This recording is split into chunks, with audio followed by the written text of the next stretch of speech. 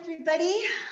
It's Tana from Bridge to Health, New Mexico in the Espanola Fitness Studio. I'm here in the studio today for our health education 1 hour session. I'm hoping there are some people on so we can interact. Let's see. Nope. And I see I'm coming in as if I was Troy, but I'm not Troy. You guys know Troy. I'm Tana. So today it's Saturday, May 22nd, and we're going to continue the conversation that we started Wednesday last week when we did our half-hour session on finding your why. After 30 years in the fitness and health behavior change industry, I have become convinced that this topic is the most important thing to get clear if you're trying to live a healthy life. Often we move straight into the action. We move into what we are doing without thinking about why we're doing it. Or we think about the goal, which is great. We don't think about why that's our goal. And that's a huge mistake. So today in this hour, I'd like to give you some activities, some things that you can do on your own to do that, to figure out how to do that for yourself and to implement that into your life. I highly recommend that for these health education sessions, first of all, if you can join me live, that's even better, because then you can get some free coaching, some free personal help with your personal issues. And it's more interactive. So that's a lot better for any kind of coaching. But if you're watching it on YouTube after the fact, no problem. You could leave comments, or you can always contact me through our studio number at 505-591-4200. It's a new number, so I had to remember it. Again, 505-591-4200. If you have any questions, if you want some more information about anything we talk about today. Okay, I'm going to start out today by doing a little demonstration. So you're going to see that I have a little setup here on our stage. And let me bring things a little closer. That's what I like about Zoom instead of YouTube, is that I feel like I can be a little bit less formal because it feels more interactive, even if nobody's actually on. Okay, this is my demonstration of why it's so important to know what your why is. This is an empty glass flower vase. It's empty. This, in this demonstration, is going to represent your time. Okay, this is all the time you have. Say 24 hours. All the time you have in a day. This is 24 hours. Right now it's empty. These piles of rock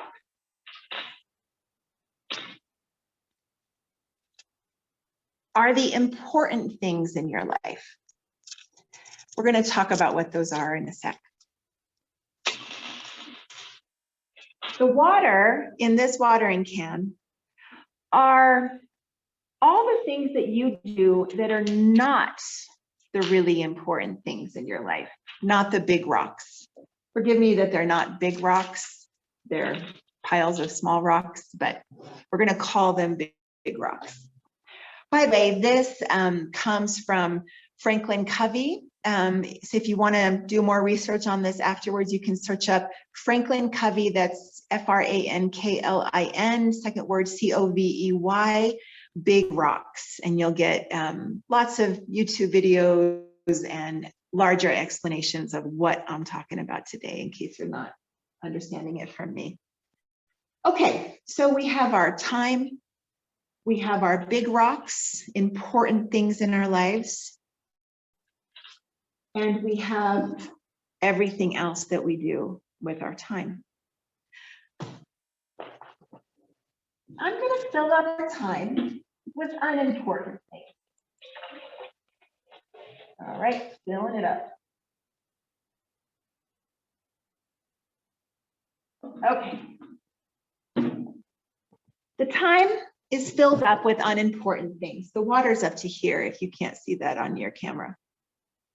Now I'm going to try to fit in the important things, which we're going to do some activities to figure out what your important things are. But let's say that this pile of big rocks is taking care of my health, taking care of my body, okay? This pile. So let me put those in there. Oh, good, that worked. I can fit in all the unimportant things and still take care of my health. Because it takes time to take care of your health, right? Let's do this second pile of big rocks. And let's say this pile is spending time with family. Maybe that's important to you. Usually that's a big rock for people. This pile, spending time with family. Let's fit it in. Ooh, still fits. Good. We're handling everything, right? We're managing it.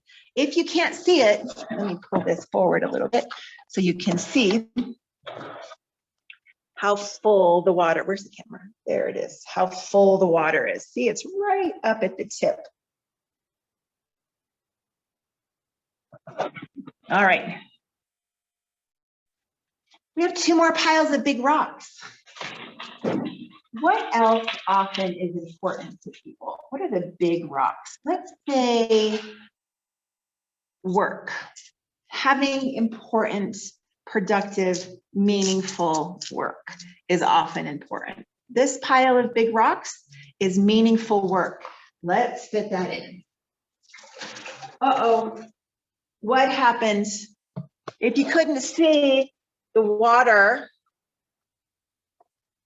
overflowed. We ran out of time and we still have 1 pile of big rocks that didn't get taken care of. Do you ever feel like that? You feel like there's not enough time in a day to fit in what you want to fit in. But the reason you're not able to fit in the big important things is that you're filling up first with the unimportant things. What might some unimportant things be? This is a little different for everybody, but in general, watching Netflix, watching TV,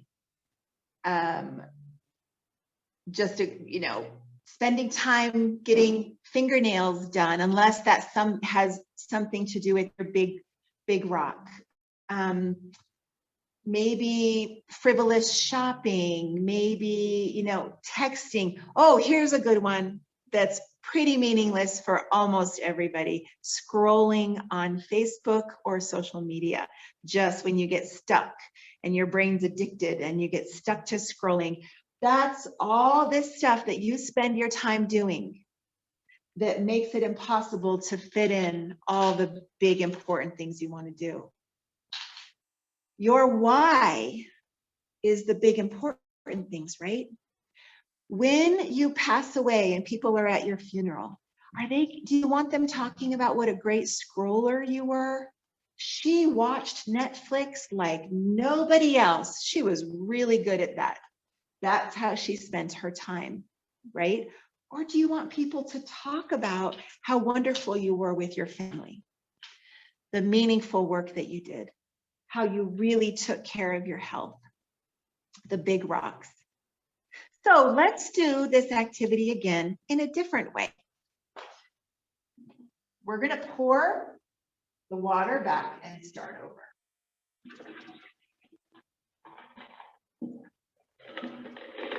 I'm going to colander so my big rocks don't get. Okay, we're going to make our piles of big rocks again. Again, the big rocks are important things in your life, okay? Things that are your why. We have 4 piles there.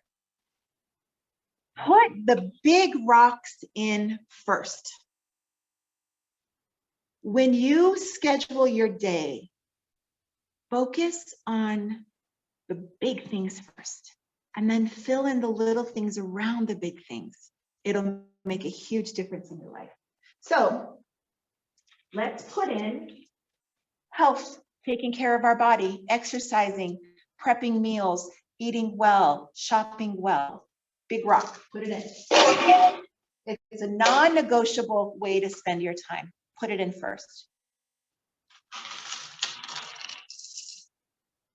Time with your family, nurturing good relationships. Big rock, really important, right? Put it in first. Big rock, quality, productive, meaningful work. Whatever that means to you. Big rock, put it in first. And our last pile of big rocks, let's say, and again, this is going to be a little different for everybody, so I'm just generalizing here. Let's say your spiritual life, big rock, really important to you, put it in first. You have time, all the important things you have scheduled first. Now, do you still have time to watch Netflix? You still have time to scroll a little bit? Yes. You still have time to get your fingernails done? Yes. Watch. Put everything that's unessential over the top, and you never run out of time. The water never overflows.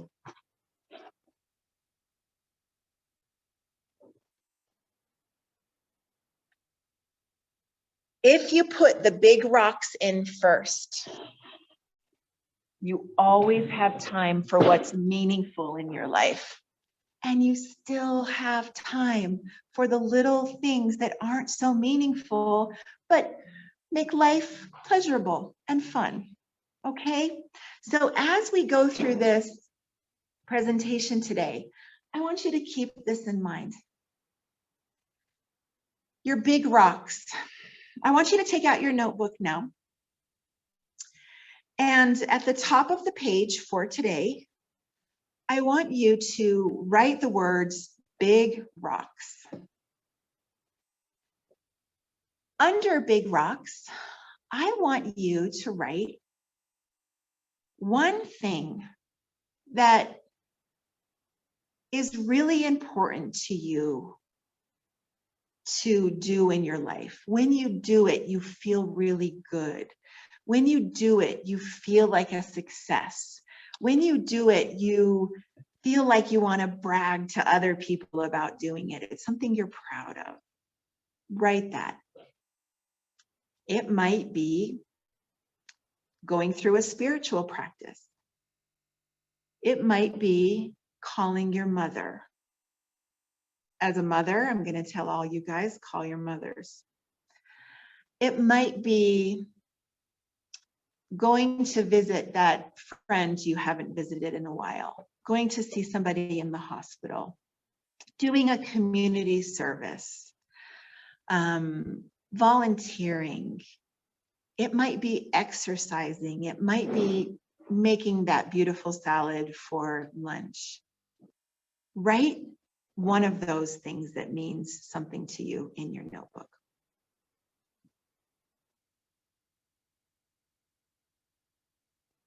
Now I want you to do the same thing for the next 4 lines. I want you to come up with 5 big rocks.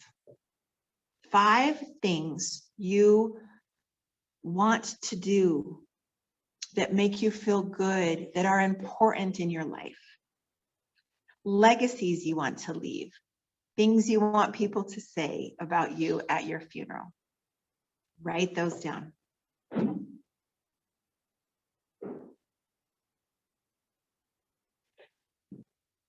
Now, on the bottom of that paper, bottom half of that paper, I want you to write little rocks.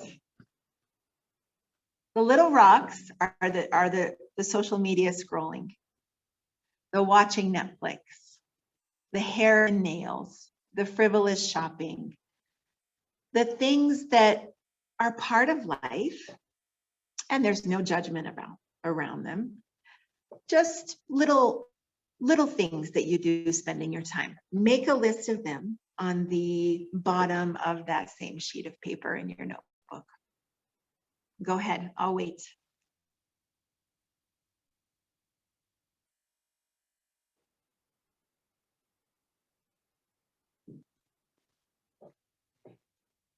Okay. I'm going to assume that you have your list. Again, if you're watching this recorded, you can pause it at any time and continue on your list. So now we have our big rocks and our little rocks. As you wake up in the morning and you think about how you're going to spend your day, focus on the big rocks first. Fit them in. Schedule them in. I'm a big proponent of scheduling. Some of you are not, no problem. However you organize your day though, put the big rocks in first. Time with your children, time with your family, time with good friends, time caring for your community, time doing productive, meaningful work, time taking care of your health, body and mind, taking care of your spirit. Big rocks first, and then you pour all the little rocks back on top. You'll still have time. So your homework for this week, as you schedule your day, I want you to schedule in your big rocks first. Now, you don't have to do every big rock on every day. You could schedule in one big rock each day. You could schedule something every day if you want for a big rock, but don't feel like you have to go that far right at the beginning if this is new to you. One big rock a day will make you feel so satisfied that you're spending your time in a meaningful way. Here's a good example of this. Let's say you're a stay-at-home parent with small children. You may feel like you spend your whole day cleaning, cooking, right? Is it important to eat? Of course, we have to survive, we have to eat. But what are the big rocks around raising children? Is it that the dishes are done? Is that a big rock? I know some of you are saying it's really important to have a clean house, right? I'm not talking about a pigsty, people. I'm just talking about how we can spend all of our time in our time home with our children doing small rocks, when really focusing on those big rocks. What have you done with your children to make them good stewards of the planet, to make them good community members, to make them know themselves, to engage in spiritual practice if that's important to you? The big rocks. When it comes to parenting, and for those of you who aren't parents, think about something else, how you spend your day piddling it away in ways that are not important. Focus on the big rocks. The big rocks can also be called your why. What does it take to raise a healthy child? Is it a super clean house? No, it's not. Again, don't be neglectful, be safe, don't live in a pigsty. We all define that differently. But it's the character building. It's the relationship building. It's the time with you. It's the time outside. Those are the big rocks. That's going to make a beautiful human being that you've raised, hopefully, knock on wood. Okay, end of that demonstration with big rocks. Now I want to get back to talking about why. Because this is part of your diabetes program, I am going to focus on exercise and healthful eating and stress reduction. We often undertake exercise, healthy eating, and stress reduction simply because we know we should, because people have been telling us that we should. since we were tiny. And if we're involved in the medical system now, which most of us are, at least for annual exams, we hear it from doctors, nurses, dentists, grandmas, parents, grandpas, teachers. Exercise, eat well, and resolve stress in a healthy way. But why? Why are we going to do that? In a specific way. Generally, we know it'll make us healthier, but in a specific way. What are some of the reasons to do those healthy things? I'm going to show you some that a class I teach on weight loss came up with. Oh, it's going to be backwards. Can I turn that? No. That's okay. It says more focused if you don't want to run to a mirror and see Zoom in the mirror. More focused. You're more focused when you exercise, eat well, and relieve stress. More energetic. You have more energy to do everything with your time. Your joints feel better. Those of you who are in pain from arthritis especially, movement is going to help that pain. I know it feels counterintuitive, but if you're doing the right kind of movement, your pain is going to feel better. If you're eating well, your pain is going to feel better. It's not going to cure your arthritis. You're still going to have it. Okay, you're still going to have it, but it's going to feel better. If you lose weight, your joints are going to feel so much better. Do you know that 1 pound on your upper body feels like 8 pounds in the joints of your lower body? So you lose 1 pound, your hip joints, your knee joints, your ankle joints, the joints in your feet and toes are going to feel so much better because they're not having to carry around so much weight. I have really bad arthritis in a knee, and I have chickens at home. And when I don't have anybody around to help me and I have to carry the chicken grain bag, 50-pound bag on my shoulder or hugging it, the pain on my knee is so much more significant. And that's always a reminder to me that by staying lighter on top, my knee feels so much better. If I were actually carrying around that extra 50 pounds that the chicken grain feed is demonstrating on my joints, I wouldn't be able to walk. I would be constantly inflamed in that arthritis. But because I try to keep my weight at a good level, good enough level, my arthritis is totally manageable. Maybe we'll do a session in the future about ways to eat that can help with inflammation with some people. So stay tuned. Okay, another reason to exercise and eat well, why is that your clothes fit well. Again, apologies, this is backwards. If I were getting fancy, I could turn the camera around, but your clothes fit better, which just makes you feel better as you move around in your day. Really important, why?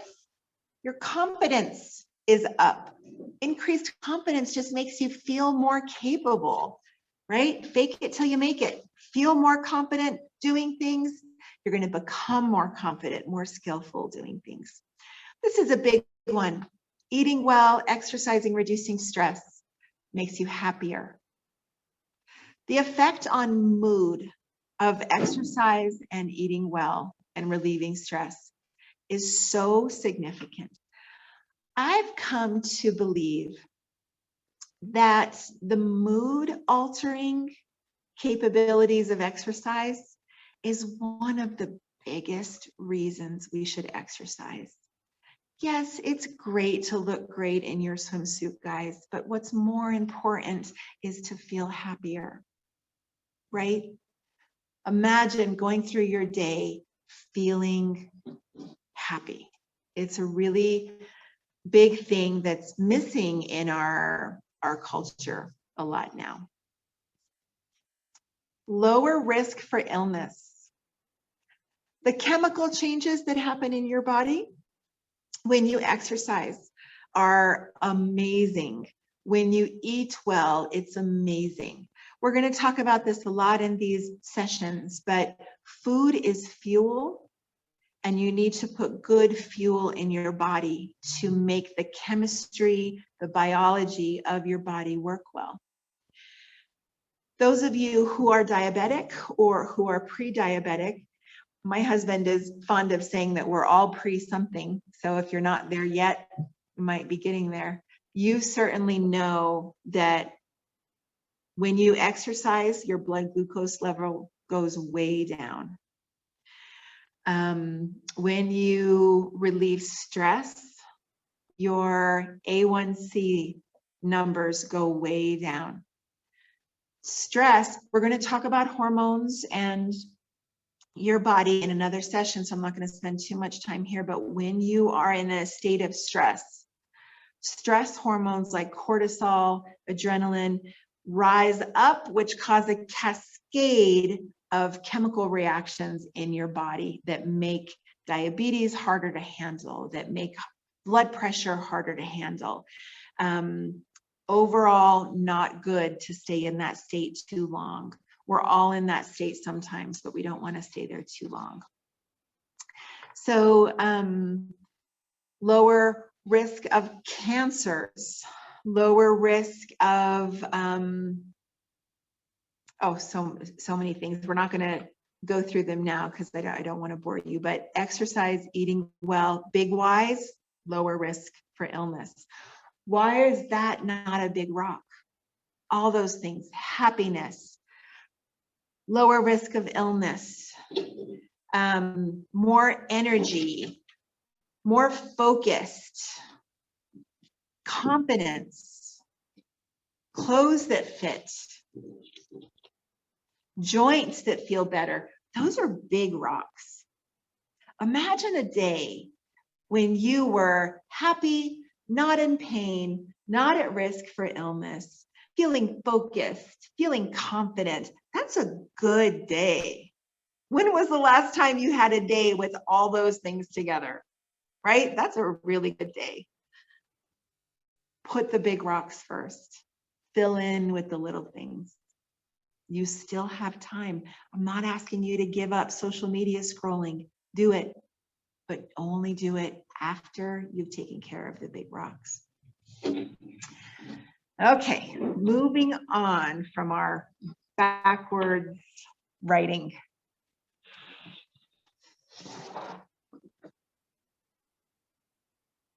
Okay, there's a book. I'm actually going to go get the book. You wait there. I wanted to get it to show it to you. Hold on, I'm coming.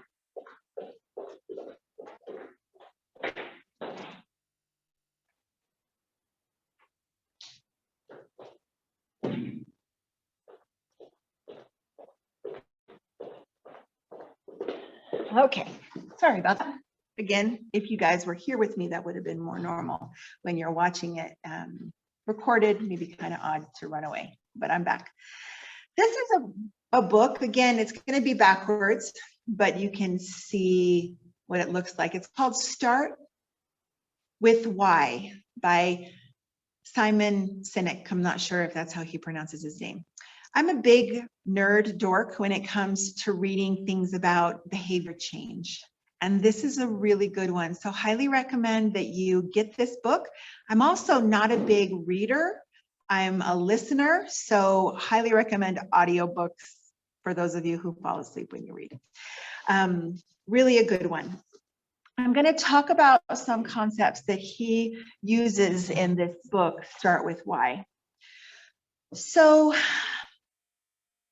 Sinek says that too many of us define our lives by what we do for a living, rather than accepting what we do for a living as just a part of our overall purpose that guides us. Now, it's a privilege to have a job, if you have a job that is a perfect fit for what your overall purpose is. And we can't all have those jobs. If your job is like my grandmother, working in a mattress factory, she might not define her purpose as sewing mattresses.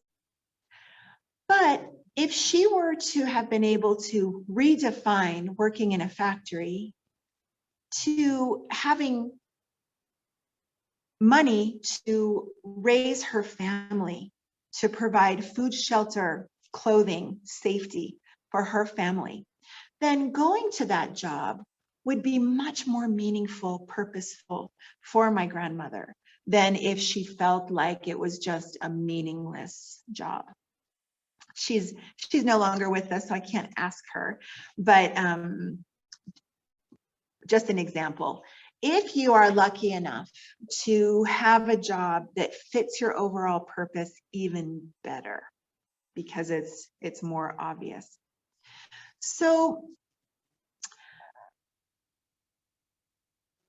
we need to go through our lives keeping our overall purpose in the forefront of why we're doing things. Another homework assignment I have for you is, as you go through your day today, on the hour, every hour, I want you to stop and say, what am I doing? That might be washing the dishes. That might be scrolling through social media. That might be exercising. If you're exercising, you don't have to stop and actually do this work on the hour. It's okay to delay it a little bit.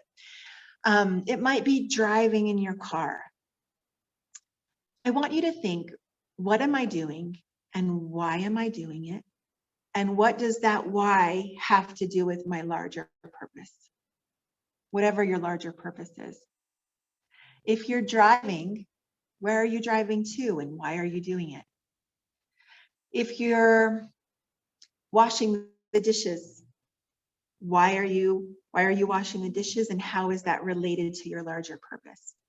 What I want you to become aware of is, if you are spending a lot of your time doing things that have nothing to do with your larger purpose, why are you doing them? It's the little rocks, right? It's little rocks. Don't spend too much of your time there.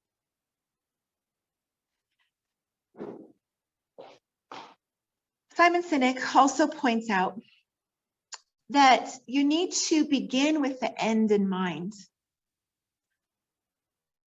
What's my goal? And work back from that, instead of thinking what you have to do and then putting in the goal at the end. So as you start each day, start with the end goal in mind. What do I want to feel at the end of this day? Maybe you want to feel that you were a good parent. Maybe you want to feel you were a good community member. Maybe you want to feel you were a good worker. That's the end goal. Work back, creating tasks for yourself throughout the day that all lead to that purpose.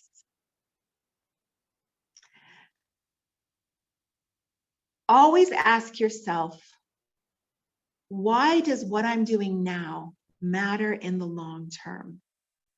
And believe me, I am not suggesting that you go become a monk hermit and only focus thinking about your goals. You have to get stuff done in life, but the stuff you're getting done should always lead into your larger purpose, your larger why. Okay. Here's an exercise I wanted to do with you. This exercise has to do with how we define ourselves, but by what we do. I want you to think about what you do. That might be, if you're an athlete, think about your sport. If you're a parent, think about being a parent. If you're a worker, think about being a worker. Now, I want you to imagine a scenario where you're not able to do that. If you're an athlete, maybe you have an injury, or maybe you've aged, or maybe the pandemic hit. If you're a parent, maybe your children have left home. Maybe they've grown up. If you're a worker, maybe you get laid off. Maybe the pandemic hits. Now, who are you without what you did? Who are you without your sport? Who are you without your children? Who are you without your work? This is something that I think we all realized during the pandemic, depending on what our work was. For many, many people, that work was taken away, and it caused a cascade of competence, a cascade of identity, of who are we if I'm not able to do what I do. If you have started with why, it becomes more clear that what you're doing is merely a means to an end. And there are many ways to get to that end. If you are a worker and you defined yourself not by what you did, but by who you are as a good, productive, effective, team-playing worker, when the pandemic hit and your work went away, you still had your identity. And you probably put it to use in different ways, in the community or in another job. So many different ways to get to the same end when one path goes away. A really interesting place to see this happen is the work that Michael Phelps has been doing around depression and Olympic athletes. There's an HBO special, I forget what it's called, look it up, Michael Phelps, depression and Olympic athletes.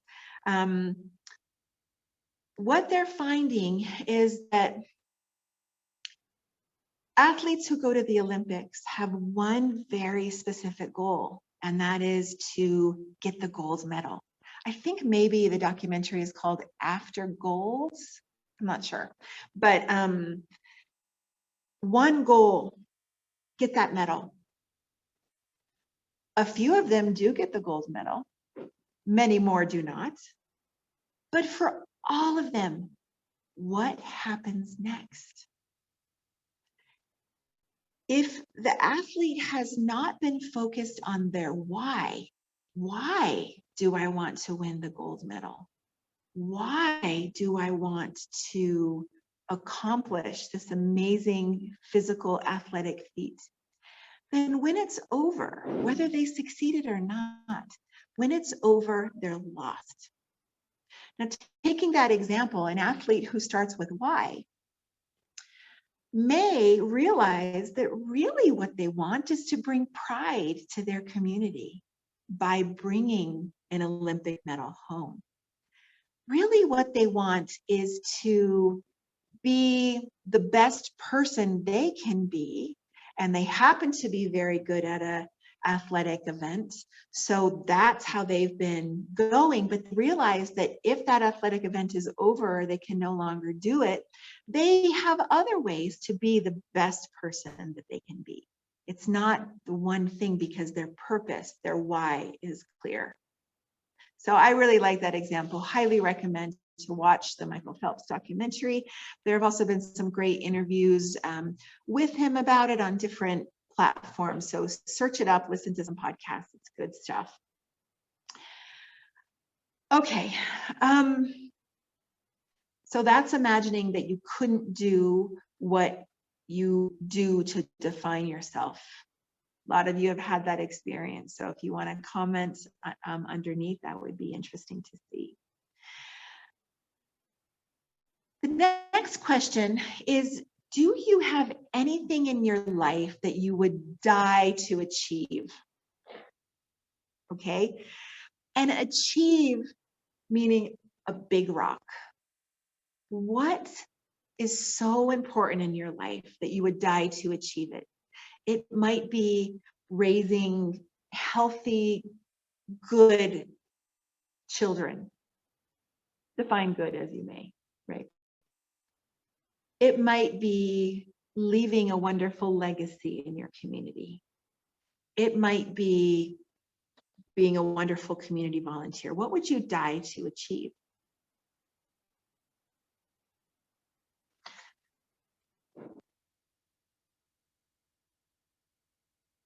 Okay, Now, going back a little bit to what we did in the last session on Wednesday. Remember, I asked you to ask why 5 times. So if you have a goal that you want to accomplish, let's say that goal is you want to become the CEO of a big company. That's your goal. I want to ask you why. Why do you want to become CEO? You give your answer. Maybe your answer is, I want to become a big CEO so I can make lots of money. You're going to ask why again. Why do you want to make lots of money? I want to become a big CEO to make lots of money so that I can do the things I want to do. Why do you want to do the things you want to do? That's 3 whys. I want to become a CEO of a big company so I can make lots of money. So I have enough money to do the things I want to do because that will make me happy. Why do you want to be happy? That's the 4th why. I want to become the CEO of a big company to make lots of money, to be able to buy the things I want, to be able to do the things I want to do, so that I'm happy, so that people want to be around me. Why do you want people to be around you? That's the 5th why. I want people to want to be around me so I'm not lonely. Now you have your answer for why you want to be the CEO of a big company. You want to be the CEO of a big company so you're not lonely. That's the why. And if you keep that in mind as you go on your path to be that CEO, you'll get there. If you stop asking why and think that you just want to be the CEO of a big company to make lots of money, you might become the CEO of a company that doesn't make lots of money. Do you still want to be the CEO? Your goal's not clear unless you ask why 5 times and write it down in your notebook and then make an arrow from the last answer to the first answer. That's the real connection. Another example of this, of a health behavior change is, and I believe I used this example in my PowerPoint presentation a few Wednesdays ago. Somebody might say, I want to start driving more slowly. Why? To be safer. Why do you want to be safer? I want to be safer so that I don't hurt myself or somebody else. Why do you not want to hurt yourself or somebody else? So that I don't get in the way of a life being lived. Why do you not want to get in the way of a life being lived? Because I don't want to cause pain. Therefore, and I think that was 5. Therefore, I want to drive more slowly to not cause pain. See how it works? So I challenge you to think about a goal, to think about something that you want to do, something you want to change, something you want to get started today, and ask yourself why 5 times. The next time your doctor tells you you should exercise more, don't ask the doctor why 5 times. You're going to drive them crazy. But when you leave the office and you go back to your car in the parking lot, I want you to ask yourself why 5 times. Why do I want to exercise more? And see what comes up. That last answer is your answer. That's the important piece. Keep that in mind. That's the big rock. Okay, moving on. What have we not covered with asking why? Really, in closing, you guys, finding your why, do it before you start anything else. Do it first. Take the time before you do action to figure out why you want to take that action. And in review, questions to ask yourself to find your why are, number one, what are my big rocks? Schedule those in first and then put everything else around them. You'll be able to fit everything in. Number two, ask yourself why 5 times. Question number 3, what gets you out of bed in the morning? Why do you get out of bed? Those of you who have ever experienced a depression, you know that getting out of bed is sometimes not an easy thing. So what gets you out of bed in the morning? That's a big rock. You can ask yourself, what sentence will come to define your life? That might be a way for you to get at your why. Ask yourself, what will people say at your 80th birthday party about you? Hopefully you're also still there, your 80th birthday party, but what are they going to say about you? What do you want them to say about you? That's your purpose. That's how you should be spending your time. 5th question, who do you want to be? When you were a kid, what kind of person did you want to be? Not what do you want to do, but what kind of person did you want to be? No matter what age you are now, you can still do that. Be that person. Spend your time being that person instead of doing mindless things.